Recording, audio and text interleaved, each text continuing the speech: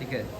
Baik, anak-anak kita tadi sudah presensi, sudah mengupas sedikit tentang perjuangan dan kiprahnya para Kartini. Saat ini kita akan kembali ke laptop, yaitu pelajaran mengenai drama. Tapi sebelum kita membahas tentang drama, ada satu bacaan yang harus dan wajib kalian baca, yaitu cerpen yang berjudul Pencuri Tongkat Khotbah yang ditulis oleh Bustan Basir Maras. Jadi anak-anak mohon untuk dibaca semua satu cerpen itu. Kemudian apa yang bisa kamu ambil dari cerpen itu? Paham semuanya? Baik, saya akan bagikan majalah sastra ini. Kemudian buka di halaman pertama cerpen yang berjudul Pencuri Tongkat Khotbah. Oke, silakan.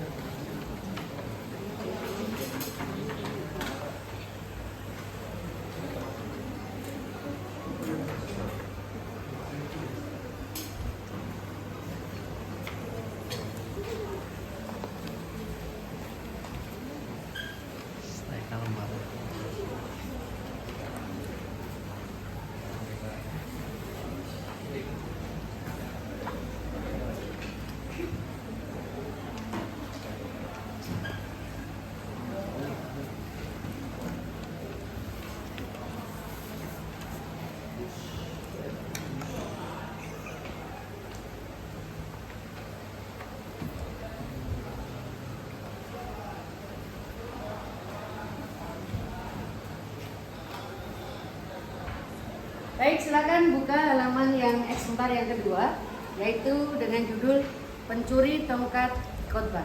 Saya beri waktu 15 menit untuk membaca cerpen tersebut sambil memaknai. Boleh bisa diulang apabila nanti saya tidak paham, boleh diulang kembali. Tapi pastikan ketika membaca itu dari awal Anda sudah membaca skimming ya, sambil memaknai apa di balik cerpen ini. Silakan.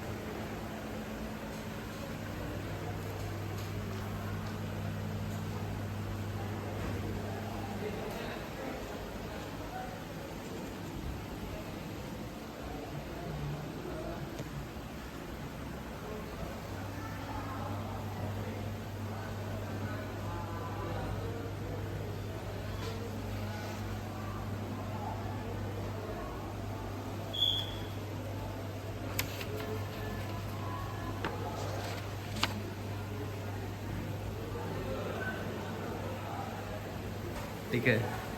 Baik, anak-anak, para murid semuanya, Tadi kita sudah 15 menit berlalu kita membaca Pencuri Tongkat Khotbah karya siapa? Ya, dia kakak kelasnya Bunda ya dari Universitas Gadjah Mada. Lahir di mana dia? Lahir di mana? Mandar, Sulawesi. Oke, baik. Bunda akan bertanya. Kira-kira penulis cerpen ini apa ciri khasnya yang dia kan dari Sulawesi? Ada ciri khas yang dipakai tidak kira-kira? Oke, ada. Di mananya? Wa, penyebutan wa gitu ya. Apalagi kira-kira yang dipakai bahwa ini adalah unsur ekstrinsik. Jadi ekstrinsik itu tidak bisa terlepas dari budaya dia sebagai orang Manda, sebagai orang Jawa Tengah, sebagai orang Jakarta, orang Palembang, orang Padang. Nah, ini Pak Bustan ini ada beberapa kearifan lokal yang diangkat dalam cerpennya ini ya. Selain menyebut apalagi menyebut tempat ya. Tempat itu dalam unsur intrinsik disebut apa? Latar. Latar ada berapa sayang? Ada 3. Latar apa?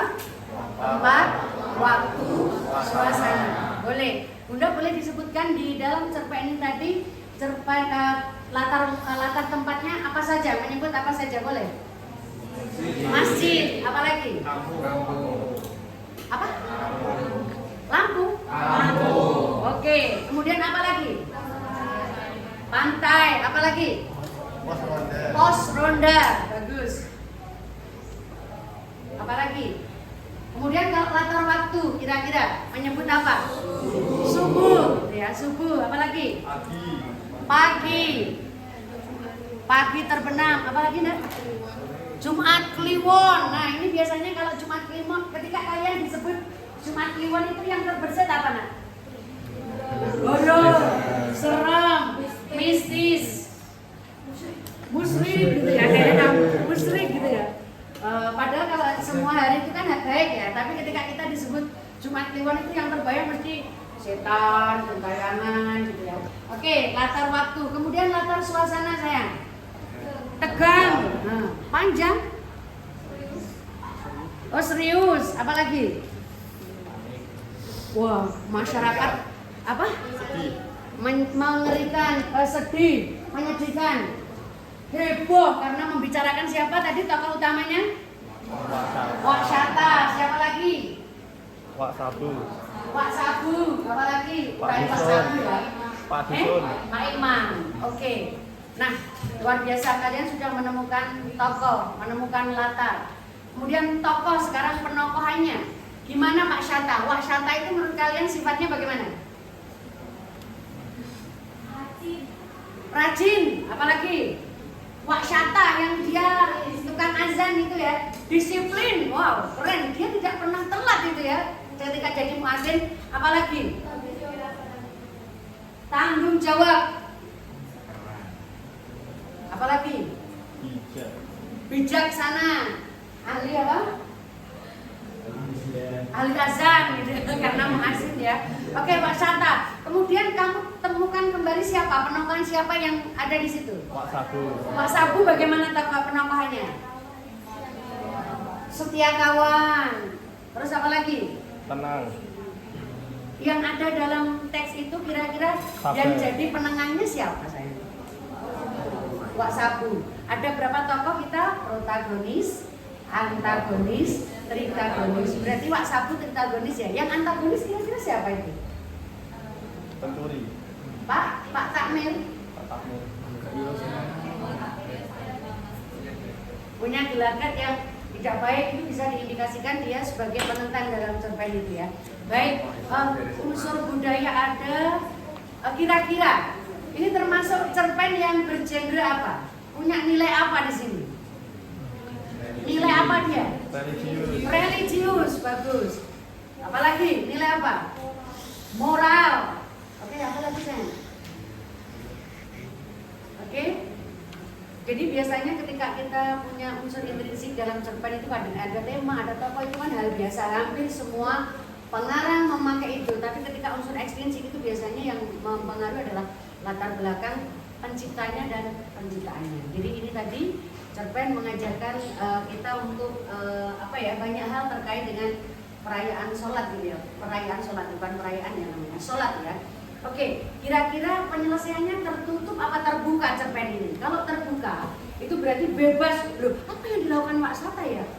Bebas, jadi seluruh penonton ketika kalian nonton bioskop film, kan ada yang penyelesaian tertutup dan terbuka. Terbuka itu maksudnya siapa saja boleh menyimpulkan.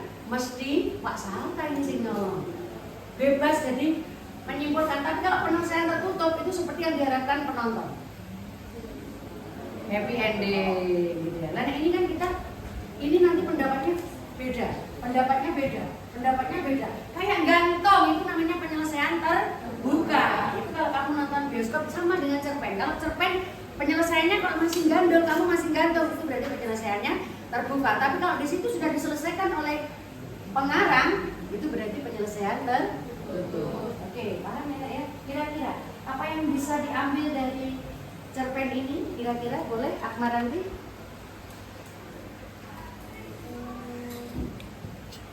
Hal yang sudah jadi tanggung jawab itu harus selalu ditanggungjawabkan. Kalau sudah tanggung jawab berarti harus dipertanggungjawabkan. Akmal boleh? Ada penyelesaian dua kubu tadi. Ada Islam yang bagaimana, ada Islam yang bagaimana dalam cerpen itu? Perdamaian bisa dilakukan dengan cara apa saja, termasuk dengan cara yang jahat. Cara yang jahat, wow. Cara yang jahat itu bisa mendamaikan.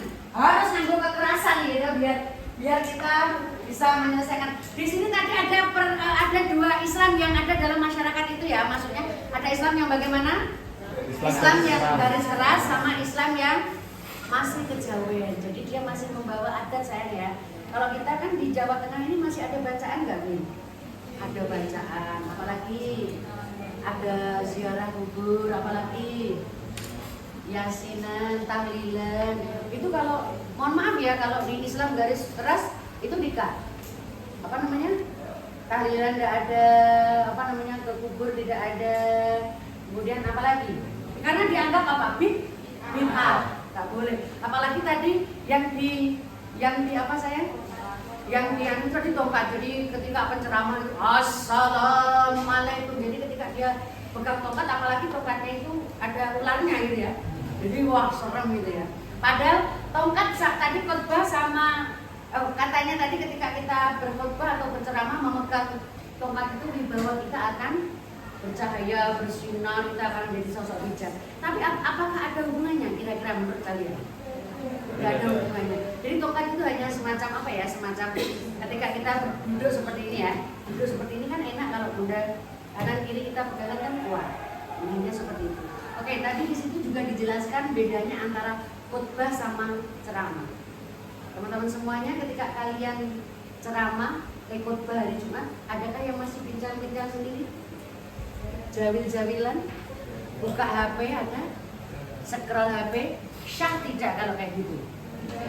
Kenapa? Syarat rukunnya, syarat wajibnya Jumat itu kamu mendengarkan khotbah. Bahkan kamu mulai nengok ke kanan aja nggak boleh, nengok ke kiri aja nggak boleh. Kamu harus kita ngantuk gitu ya. Tapi setidaknya kamu tidak boleh scroll, apalagi bincang-bincang sama teman, batal kamu. Ya, karena di situ dijelaskan khotbah sama ceramah itu beda.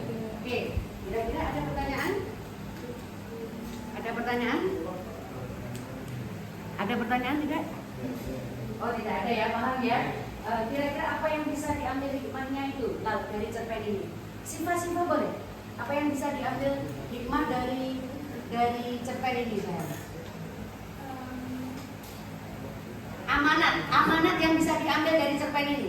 Pasti tiap-tiap buku itu punya data berbeda. Nah, untuk pendengarnya tuh harus memahami sudut pandang buku dan sudut pandangnya tuh yang terbaik. Oke, baik. Khalid, kira-kira amanah yang bisa diambil dalam cerpen ini kira-kira apa?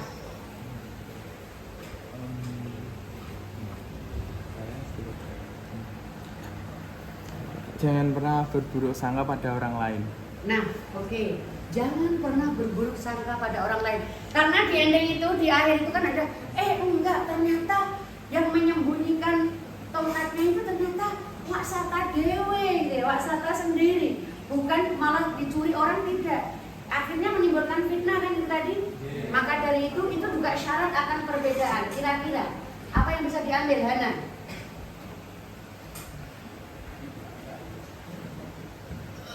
Terkait dengan Islam garis keras, Islam yang religius, Islam yang membudaya, apakah memang Allah itu menurunkan ayatnya ada Islam keras, Islam ini ada nggak? Nah, itu namanya apa? Perbedaan. Bagaimana dari cerpen ini? Iya, silakan. Kalau kamu berbeda, kita mengedepankan kepentingan bersama sebagai kepentingan masing-masing. Oke, keren. Kita mengedepankan kepentingan bersama daripada kepentingan. Nah, kira-kira di masyarakat itu tadi yang menunjukkan perbedaan kan? Ada yang percaya ini kubu keras, ini kubu budaya. Gitu. Lah, tidak ada. Islam itu semua rahmatan lil alamin. Baik, teman-teman semuanya sudah analisis unsur dari mulai tema, tokoh, penokohan, latar, sudut pandang. Kira-kira dipakai sudut pandang berapa nih? Sudut pandang orang pertama atau ketiga? Ketiga. Menyebut nama orangnya dia, sudah amanah juga, unsur intrinsik juga, fix.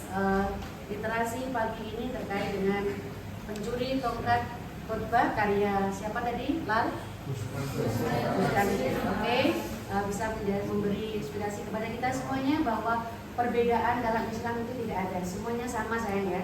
Kemudian kita hilangkan prasangka buruk kepada orang lain, karena ketika kita dalam berteman, bertetangga, berumah tangga, bahkan bermasyarakat, kalau ada perbedaan-perbedaan itu nanti akan menjadi perpecahan. Maka dari itu kita harus bisa menjadi satu ya. Demikian, assalamualaikum warahmatullahi wabarakatuh. Tepuk tangan buat kita semuanya.